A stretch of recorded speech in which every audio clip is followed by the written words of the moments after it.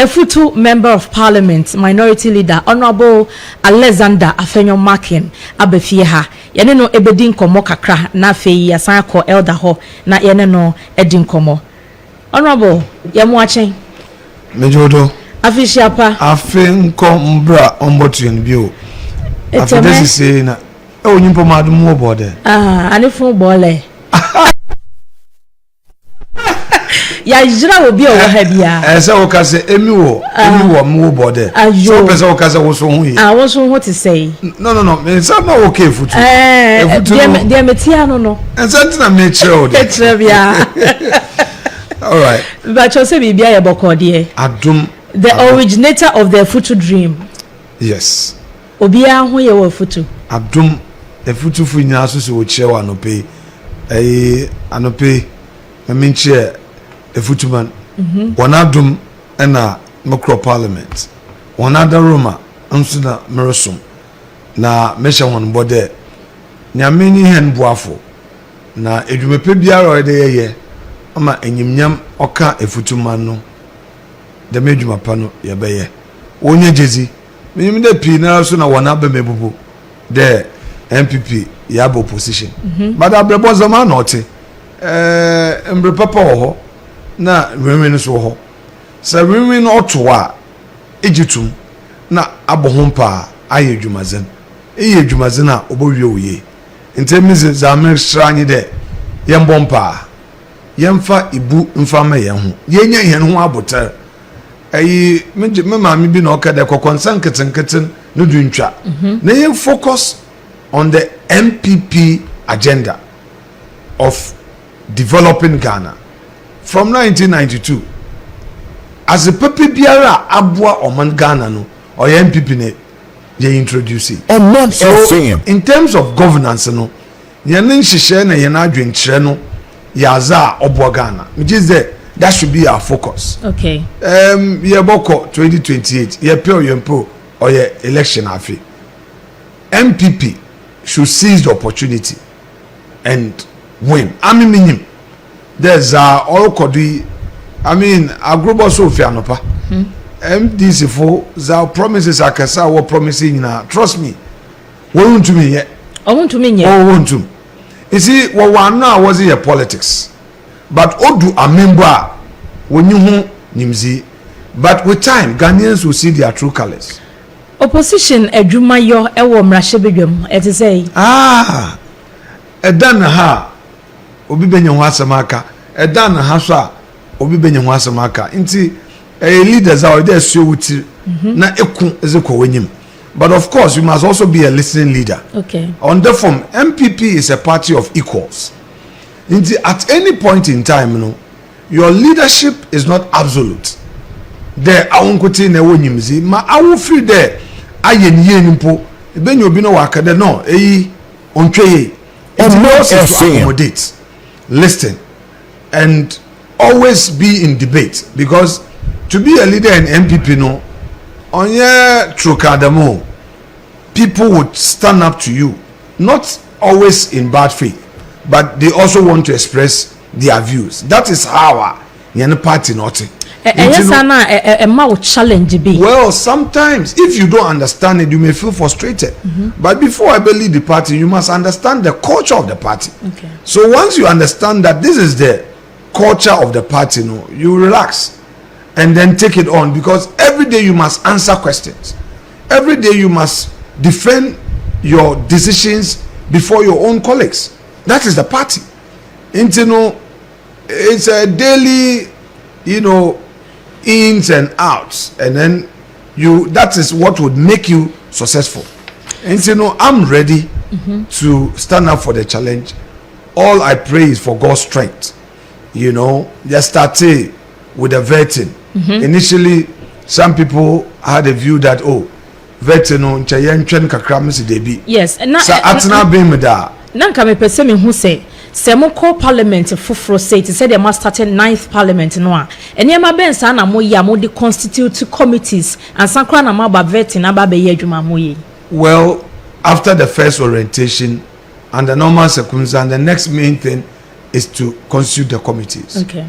But ehunda and this Alban and definitely no committees in here they will still have to change it because they will nominate some people for government.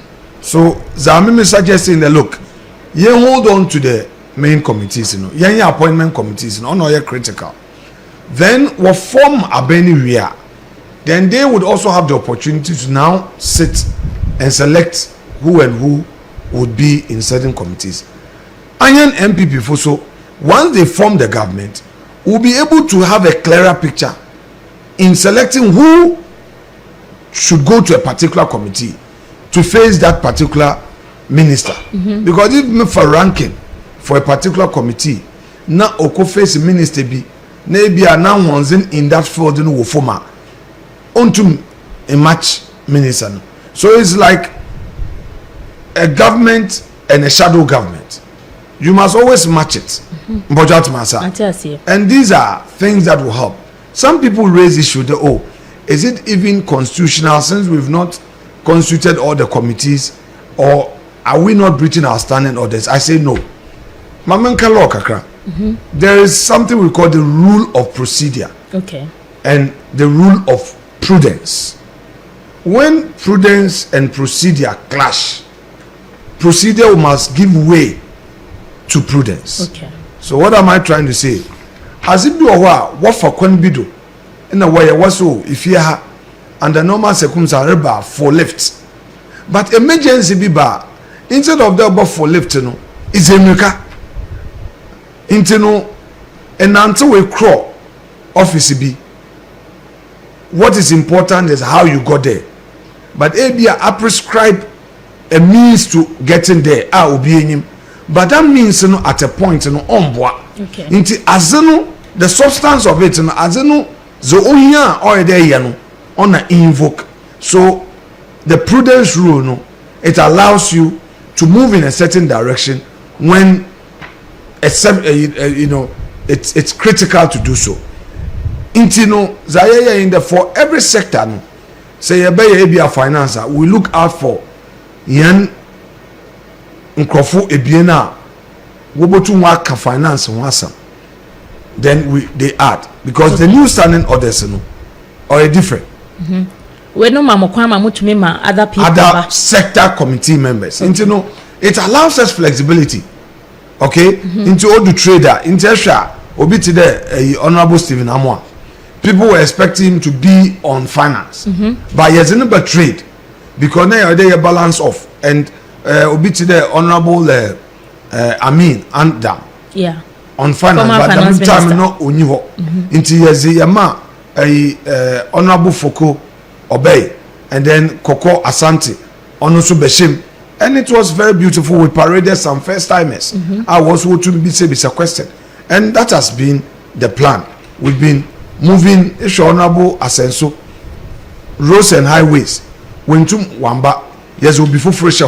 Odu debate, we got him in to make a case to correct certain impressions that the nominee created, and it's been good. Okay. So it's a blend of flexibility and rigidity and making sure that we create a certain platform to give space to everybody.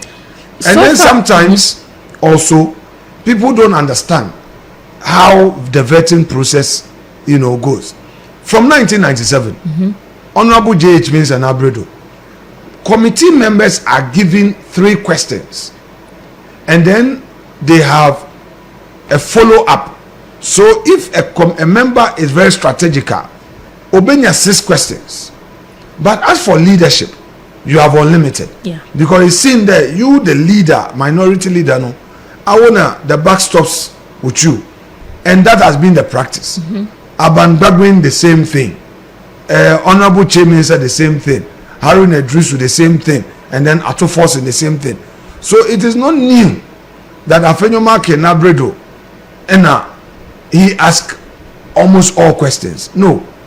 It's the practice of the house that leaders say you are unlimited. And it's not new. Until you give opportunity to your members to ask all the relevant questions. And sometimes nominees in we are being too hard on them. It's the only opportunity to scrutinize. and to ask policy related questions and also to ask NDC for no one case one manifesto promises how they seek to implement. So now, it's all being done in good faith and for the governance of the country. Okay. Appointment committee no yahwe modwuma mo ye so far mo bom homodin. But ebinum so wo problem with said chairman no ye ne niema e wo committee ni so. Chairman no behavior na ne attitude e wo committee ni so na ma challenge bi e wo ho. Well, me just day one we had some issues in the press conference my colleagues address. I think since then we've seen some changes in posture, but I would say that you may be an assassin. Oh yeah, there are challenges. Even me, I mean, I had a review of my first day performance, and I must say that I was not even satisfied with some of my approach. Okay. The way I approach some things, I think that I had to correct them. I had friends telling me, oh, you could have done it better. You could have done it this way. And it's all good for democracy. So I think we leave it at that. We continue to get things better based on the reviews that come. Enipa bebre ebisa se NDC for no mo kansem bebre ansa na mo bo aban mu. Committee for amowo appointment committee no so no. Munya bre se mo be scrutinize omo nsemo a mo kan in opposition, and now enema a omo e kan no e wo committee no so. But I think so far that has been the strategy. I mean, obi obo follow vetting bia will know that for every nominee apart from this CV and then the policy, we also pin that nominee to nankasa nejuma wabeye and nsama wakaka, and that shall continue. Even finance minister day na a leader and the normal circumstances in leaders won't be sending questions p, but we kept him for over 4 hours, and in there we are taking on the interior minister designate Oya Honorable Muntaka Mubarak. Yeah. I mean, we'll do our job and we'll do it without prejudice. My press conferences after say mobile 9th parliament imo back one anu ya mo ye presidential surface, and the fact that you need council of state but president no nominating and Crawford so appointing Crawford or mo adwuma. Constitution no say mo problem amowo e wo statement e ba ye ne appointment no ho no na ye dey. Well, constitution ma o man pay ni tum there on your appointment under certain provisions in the constitution. But the same provisions no so kade and say maybe our president area or the or consort council of state. For us and to us, president should get legal advices to properly scrutinize all that he does. Okay. If he does something outside of the constitution, we would talk about it. I think so far they've been in a hurry and they're making a lot of mistakes. Ian responsibility to point out these deficiencies and pray that they correct it. For instance, day one, letter about parliament. It was signed by the secretary to president. When we criticize it, he now signed the letter himself, which is good. Okay. So I think, on and on, we'll get there. Nyama bebre akoso NDC mebuno from time yeto abewie ye ba collation besi sabre ablekuma north omuni representation e wo parliament de akwakosi safe de yakọ AGA ama enipa 9 afemu ahwere wo mo enkwa mo ye press conferences e wo sa enieme enipa bia sem wo kan se NDC fo no na ya de o mabo mu tirimu po se nema se ne beye nti ye renew ye beye to the sense o ma wini convincingly no kra no sa e na wo mo eye sa incidences ya SC abra ye to abawie ye ebesi sabre no ekwan be ne ebefa so a ebejai ebinom se president na was oba abontin be kasa ebinom se security for they need to live up to tax ene de keken kan ho pi mini abazia ye ne anu ndc fo no wo twese bia dachi bi obo ho won ankasa Dr. Baumia what wa bewie azechi anopa nondu of a press conference okay the wajatum the abaton ankoye aman obo omampeyin na bado omanitiri nkwa mpo ana electoral commission everybody announce the official results. Yeah. Then Jim feed the nine. NDC food day to through some was the crop collation centers to disrupt collations. Woguda, one of the guys I was in him, Honorable Sam George, Ningo Pampram, and Honorable Nobe, za owo Ashama. All these videos, Yenutria. Yes, a twinchana. Electoral Commission, who there, za war no dodo fana ye illegal onimbrum. Now what the system be better, one call a coalition war, Tesano, police training. And once you cry after you winning Akwitia, Suhum, yeah, was the won't take. And I was another confusion. Now you suspend the year court, your ben as a whole police depot. Police depot. Still, and then I can quit free. I can tell you that, and this is when you quit free, we win. And the seat in MPP for you're in Jim Mon and you're in Jim Mon. Mr. Yan Papa IGP on any police in paying Funina, and the entire Elections Security Task Force. Mr. One. Woma bambo onko electoral commission mo na electoral commission want to mean yadane wonwe ho na adwuma because electoral commission fo was one eye ready nambom hawa wo wonye bambo hwe ne nansen aza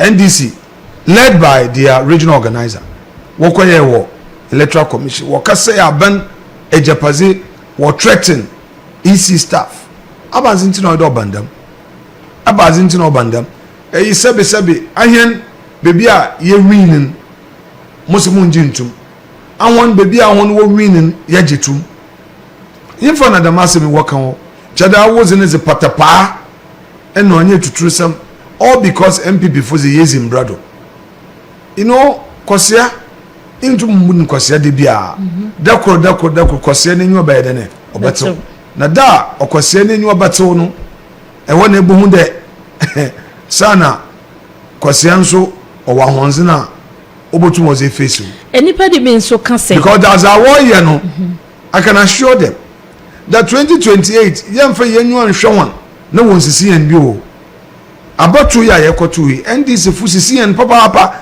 na ye de MPP for ye shada anka ho asam but there are about 60 constituencies we lost with under 1,000 margin. Okay? A lot of these constituencies, you know, was it the made to true seminar was here then? Was it here?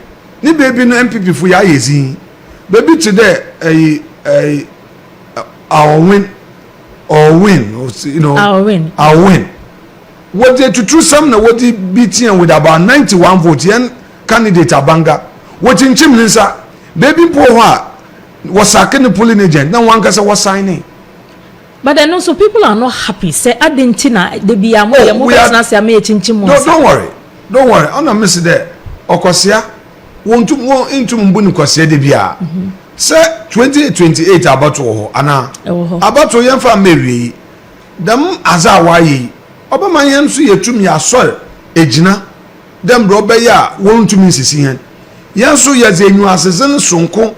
Bekeke jina polling station yanka bando o yempe yen wansam na won fe to true sam mfa mbesisi hen obi che wunyansa avecha awon so inya akukuduru sonko ye dem bia ono nti wombra kwado no ye benya akukuduru na yesu ye de gina dem bro be ya 2028 ye bobo yen vote hu ban because 2028 is it ye remo hon kon na won sisi yen bio because won the esisi some was ye age ye ni seat ni pi was esisi some was it atwe ye vote pi esewie 92 was be yen 96 was yen by 2000 MPP kaka no there be into mensan in tia yen fa won zedo for the third time yaze nwasesen yaze G2 2008 was be yen etu true some na what to etru wo kwatwe the same thing in 2012 by 2016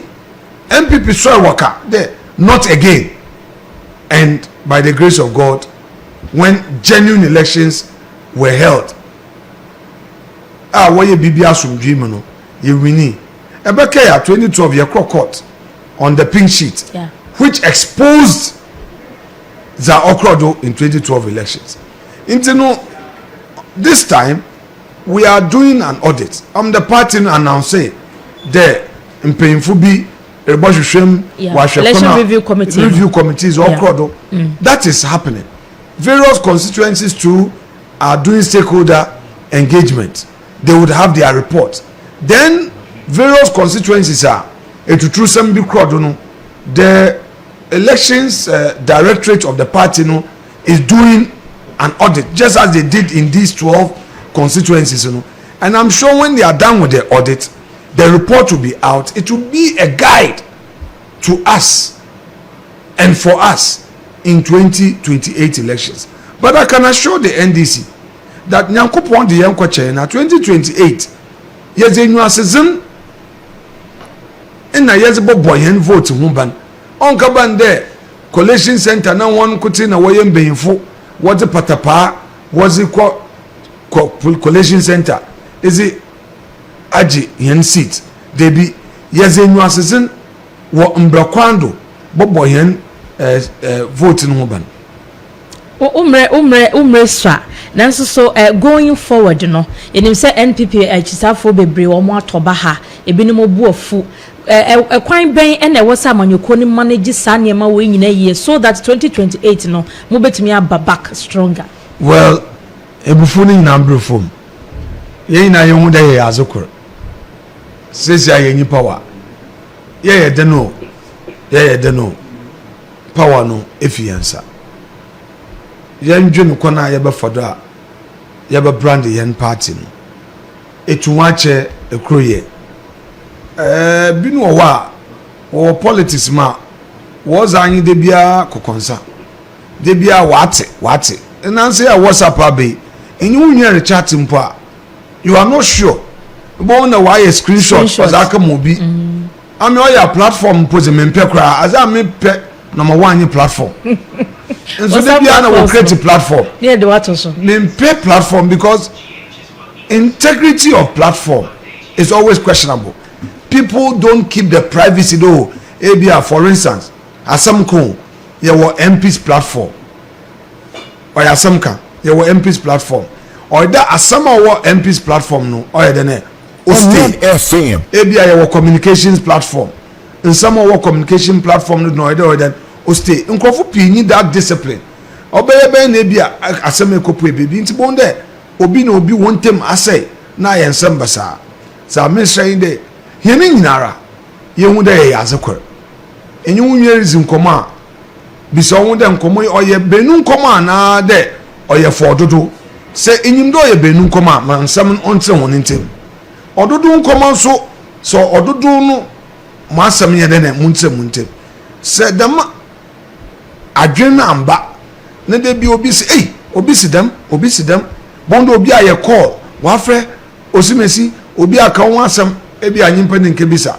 na aye bebi oho the way NDC for one kasa won amembu no aye yendu bebi aro just about 2 weeks but the two mu there onkoye mo hon won mududo na bogu backbench won mududo na why disappointed youth na work promise won akasa no minu ebesia they cannot deliver most of these youth were MPP for BB na wako join one with time NDC MPP for bo hunda sa na NDC fu ya yekezi won chiri krampo no ya ye party no ede oyempo chairman yen members in peace no wonye ebufu because of one or two things I want to aba the membri amubrasim mesra won there wonje monka wo party zo na anya wo party number one hweyen 9 parliament MPs edwuma ye hu no wonye jezi there se bibia to ye ya nzama bokoye na nanse menye MPs ni bizin komo na maka chona look oka me nkotin kwa me na nchen flag bearership elections nbuno MPs no yezi because Reeping bon there was so MPB can declare wa MPB can declare into Obandama what to abeni we are it makes unity difficult Monday be a flag bearer be a we win onwe your book the most simple one to amam and our flag bearer be so winning also e minimum crofo the man's no only effective in on the primaries where people sponsor people there the MP no case the flag bearer nature no motun bondo obi ni nyankunyo obi o say nti o manzama ye basa amenkotin okama adwena nchemaka da yen MPs no anya na ye be lead the unity drive anya na ye be the ambassadors for peace nti nchobe ye mpo a odu dem flag bearership no da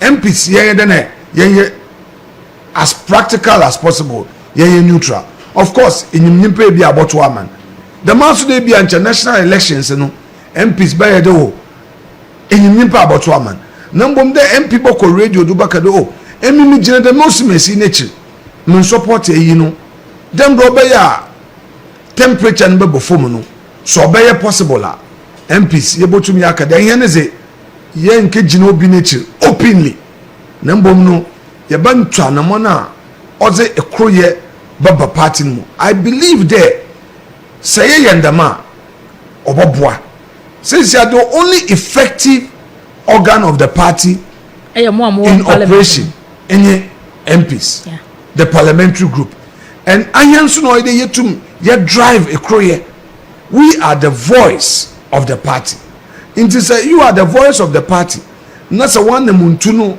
ontwe ya oma dom no bopete se yetu ye na monye ya oboboa makroye aba oboboa ma ayi obiara enya injinado foforo bi there come on there's a new opportunity nti no yen fonko adwendwenum na yen hwe ekona yeze foda ekroye baba party no meda wona se nei nyumpo nshrawo yes che woni to na bo ni busy time na to nchen a back golf any tennis a woni mbo pa. Oh, nice one. Nice one. Adi odejina ni park ese pa. Nti okwa futu so okompo ano. Nti o man FM. Wona wo ye wona adwuma wo nyina so. Ye de wona ase ye bon na abado. Mbo na adwuma pa. MPP so ye ho anga se wona ze. Nti won koda won bo hen. Na adwuma munimiye. Ma ye bi dan so. Ma menim from President Kufona Bredo. All through 8 years in opposition, the only mouthpiece we had in the media space was Oman FM and Net2 TV.